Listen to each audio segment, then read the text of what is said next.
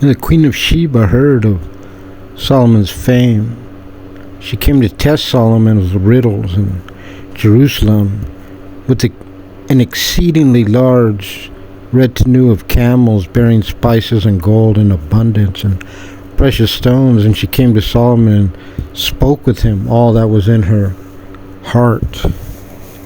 Solomon answered all her questions. Nothing was hidden from Solomon that he did not tell her. The Queen of Sheba saw Solomon's wisdom in the house that he had built,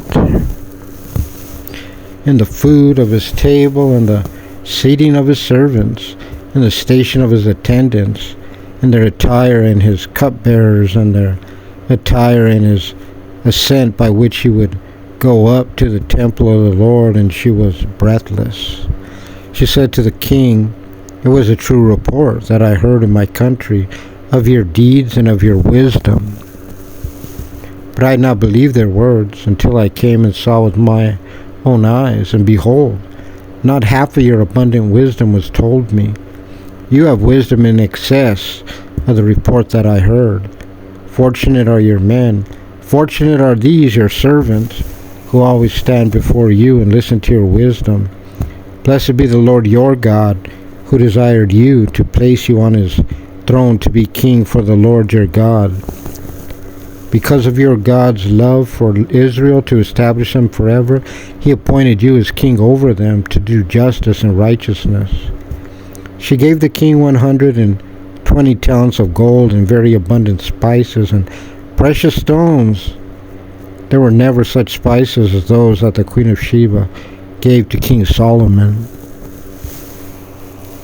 And also Hiram's servants and Solomon's servants, who brought gold from Ophir, brought algum wood and precious stones, and Solomon made of the algum wood a path to the house of the Lord and to the king's palace, and harps and psalteries for the singers. None like them had been seen before in the land of Judah.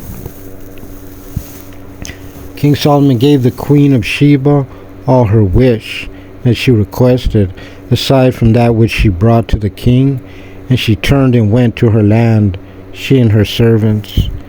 And the weight of gold that came to Solomon in 1 year was 666 talents of gold, aside from that which the guides and the merchants would bring, and all the kings of Arabia and the regents of the land brought gold and silver to Solomon. King Solomon made 200 shields of malleable gold. 600 malleable gold pieces would go into one shield.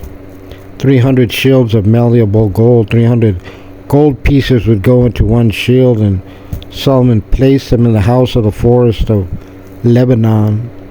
The king made an immense ivory throne and overlaid it with pure gold. There were 6 steps to the throne, and the throne had a ramp of gold attached to the throne with armrests on either side by the place of the seat, and 2 lions standing beside the armrests. 12 lions were standing there on the 6 steps on either side. The like was not made for any kingdom. And all King Solomon's drinking vessels were gold, and all the vessels of the house of the forest of Lebanon were of superior gold.